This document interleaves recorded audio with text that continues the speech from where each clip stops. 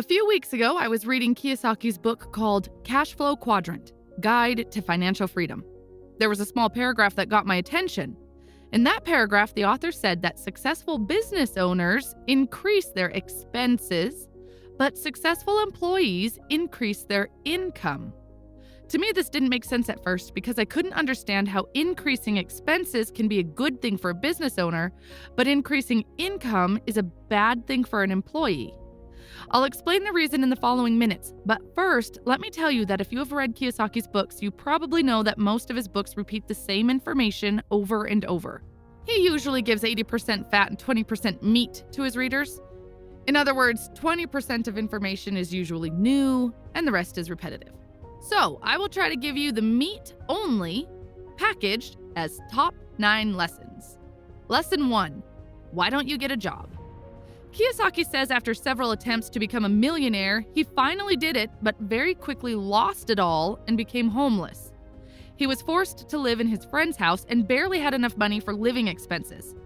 During those hard times, he would often get this question: why don't you get a job? Even though he and his wife both had enough qualifications to get a nice job at many companies, Kiyosaki says he always refused it because he never wanted to be on the wrong side of the cash flow quadrant. Most likely you already know Kiyosaki's cash flow quadrant, but let me quickly summarize it.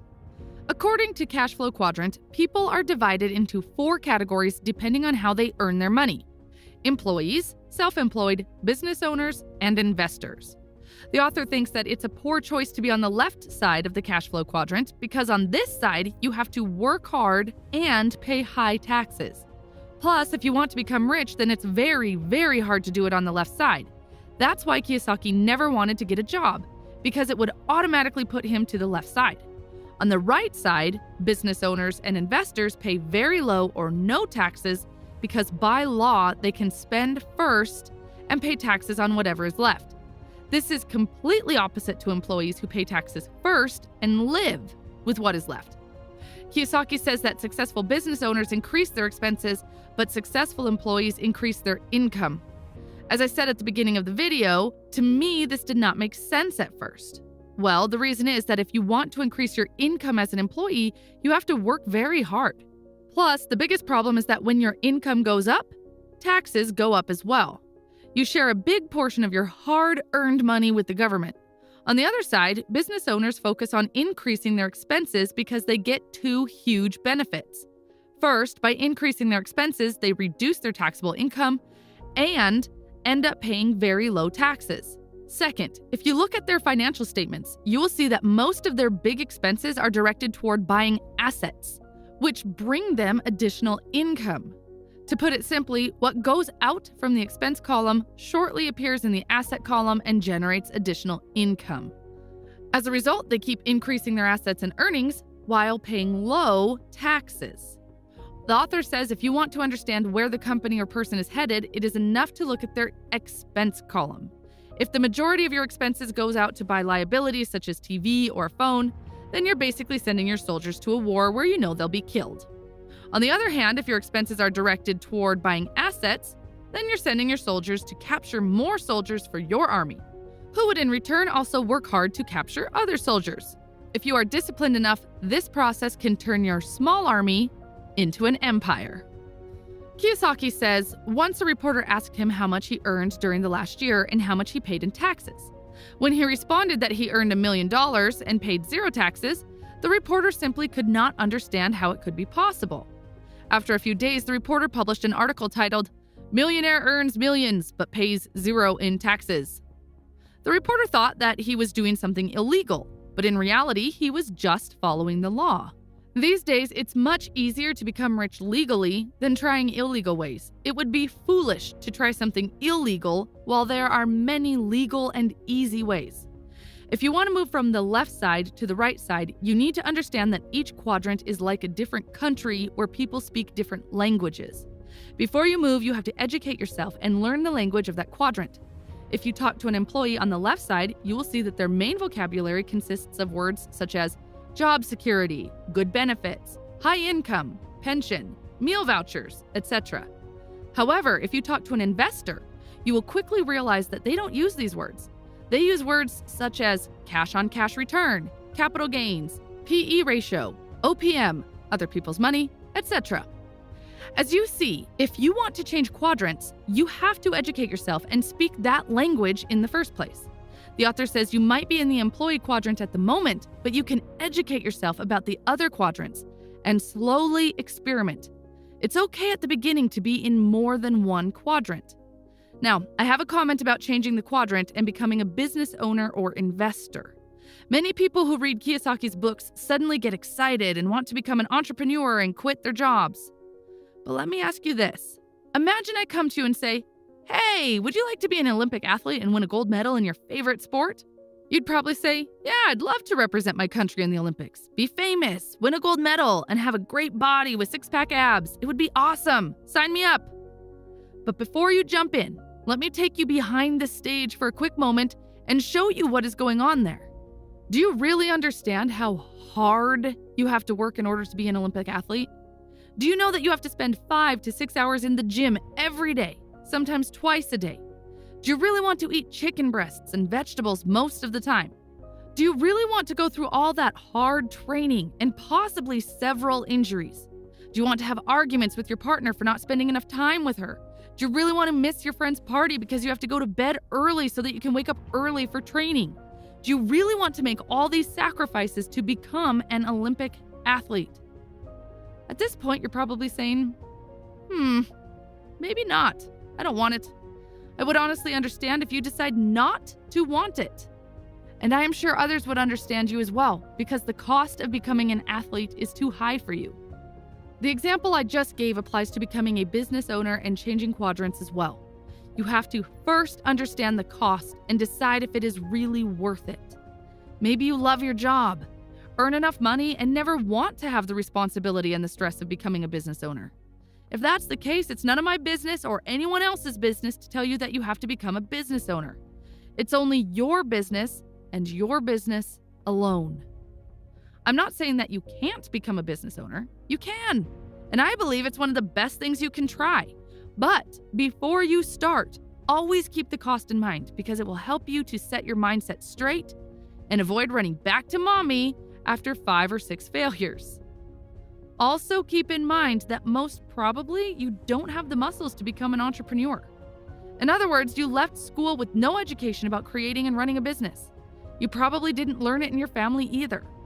These all mean even higher costs for you. At the beginning of your journey, you'll probably look like a skinny new guy in the gym who doesn't even know how to use a treadmill. As a new guy in the gym, don't try to imitate the big muscular guy and start doing bench presses with 60 kilos. You need simple push-ups and pull-ups. Lesson 2. Why do people want job security so bad? If you look back 150 or 200 years ago, you'll see that most of the people were either self-employed or entrepreneurs. Your grandfather's grandfather probably had a farm and he worked for himself, which means he was self-employed. Or maybe he had a shop with a few employees where they were making and selling axes, which means he was a business owner. If entrepreneurship and self-employment was so common in the past, then what happened now that we are so attached to job security? Kiyosaki says the answer is simple. People were socially conditioned and brainwashed to choose job security over freedom. People are brainwashed so badly that they don't want to work 4 years for themselves, but they are willing to work for someone else for 40 years. Who taught them these things? The common culprits are the teachers, the school system, the multinational corporations, and the media. The value of job security over financial freedom is tattooed in children's brains from a very young age. Was there a course or even a lesson about financial literacy and building businesses when you were younger? Of course not. Instead, you were taught to follow the system, which emphasizes good grades above anything else. The result of this is a loyal and competent employee who cannot think for himself. Today, many students are encouraged to take loans and study in prestigious universities. After successfully paying student loans, they will have an opportunity to start saving for their financial future. But the reality is that they are not taught how to save. They are taught how to spend and borrow. Since they have been depriving themselves for several years already to pay off their student loans, they will start buying houses, gadgets, some luxuries, new clothes, furniture and automobiles as soon as they get some extra money. Soon enough, they are trapped in debt, plus will get married and have an expensive wedding. And from here, things start to go downhill, and the couple get into even more debt. This is the time when they begin wishing for financial literacy. This is also the time when they realize that they were sold a wrong dream and were taken advantage of by the system. They recognize the fact that if they had used the money they earned at the start of their career in order to start a business or invest, they'd be much better off. Kiyosaki says the primary reason most people have money problems is that they were never schooled in the science of cash flow management. They were taught how to read, write, drive cars, and swim, but not how to manage their cash flow. Without this training, they wind up having money problems and then work harder with the belief that more money will solve the problem. Lesson 3, I don't care about your great product, tell me about your system. Very often I'm approached by friends asking to be part of their new business idea. They usually start talking passionately about their product. They talk about the uniqueness of their product. They say how great it is and how nobody else has it in the market. After listening for a few minutes, I usually apologize politely and pass. Because when it comes to creating a business, most of the time, product is the least important part. The most important part is the system and the people who have experience in that system. People who usually approach me have never created or run a business system. The world is filled with wonderful products that have never been on the shelves because of a poor system. Right now, you're probably saying to yourself, why is this girl talking about the system and ignoring the product? Let me ask you this. Can you cook a better hamburger than McDonald's? You'd probably say yes. Most people can prepare more delicious and better hamburgers than McDonald's, but what most people can't do is create a better system than McDonald's. What makes McDonald's successful is not its hamburger, it is the system. It's the system that brings the meat from the farm to the center of the city where you buy it cheaply. Lesson 4, you can't see money with your eyes. Money is seen with your mind. What is apparent or obvious to the naked eye is not important when it comes to money. The average person is 95% eyes and only 5% mind when they invest.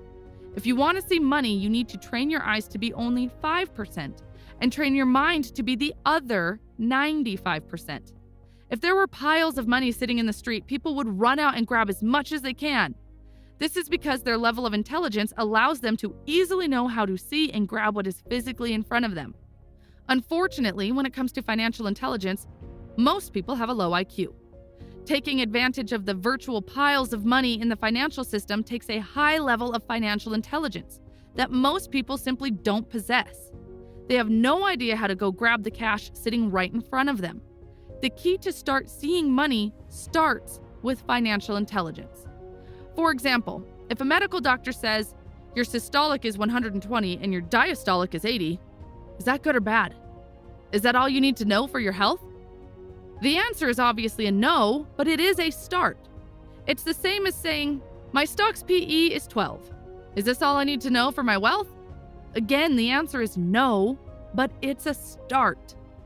Financial intelligence starts with financial literacy, and financial literacy starts with understanding the financial words and numbers. Kiyosaki says he disagrees with those who say it takes money to make money. In his opinion, the ability to make money with no money begins with understanding the language of money. As the rich dad always said, if money is not first in your head, it won't stick to your hands. If you want to increase your financial intelligence, the author recommends playing the cash flow game. At this point, some of you are probably going to say that Kiyosaki's a fraud. He's just trying to sell his game and educational material. Well, I can't tell if he's a fraud or not, but I found his game quite useful. There are several things I don't like about him, but I have to admit that he has good information in his books, especially in the first book, Rich Dad, Poor Dad. This book has changed many lives for better, and that is something you can't ignore. Lesson number 5, find mentors. A mentor is the person who is sitting on top of the mountain, eating oranges, and laughing at you while you're walking around, scratching your head, and thinking how to climb to the top of the mountain. The right mentor can save you years by helping you avoid things that you shouldn't do in the first place. The author says that even the gold medalist Olympic athletes who are on the top of their games have mentors. But the average person never even considers having a mentor. Choose your mentors wisely. Make sure they are eating what they are cooking. Lesson 6. Know the difference between assets and liabilities. When the bank is giving you a mortgage to buy a home, the bank is telling you that your home is an asset. They aren't lying to you, but they are also not showing you the full picture and telling you whose asset that is. Your home is not your asset. It is the bank's asset. If you don't believe it, look at the bank's balance sheet and you'll see on which side it's placed and to whom cash is flowing. Today, there is a lot of confusion about what to call an asset and what not. In accounting, many of the things are registered as an asset, but in reality, they are not assets. Kiyosaki has a simple formula to identify if things are assets or not. If the things you buy put money into your pocket, then it's an asset. If not, it's a liability. Now, let's do a small test. Let's say you buy 100 shares of company XYZ at $5 per share. Is this an asset or a liability? Well, at first glance, it looks like an asset. But the truth is that you will never know until you sell those shares. What I mean by that? Let's say you need money and you have to sell those 100 shares. If the price per share goes up from $5 to $6 and you sell all your 100 shares, then you will make an extra $100, which means you can now call it an asset. But what if the price drops to $4 per share? Well, you will lose $100.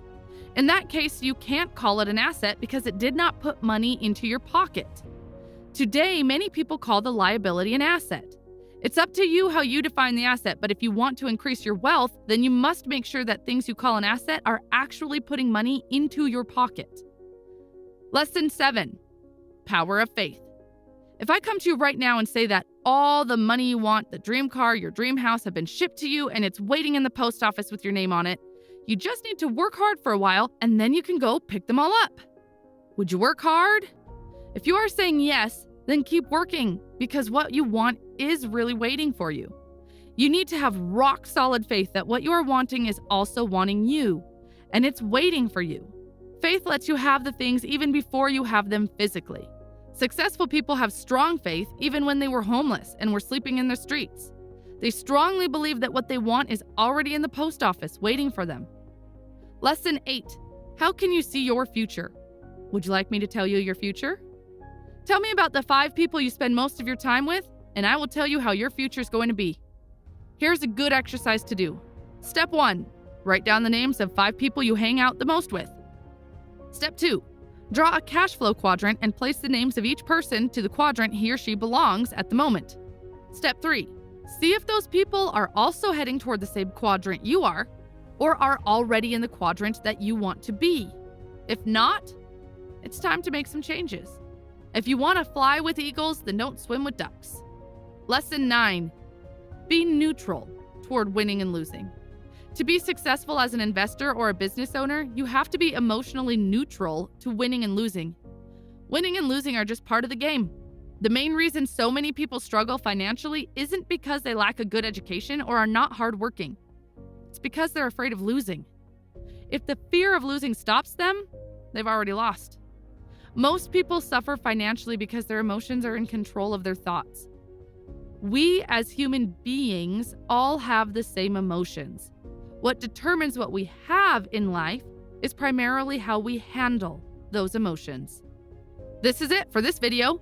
If you liked this book summary, then check out the playlist of other books I've summarized on this channel, and thanks for watching.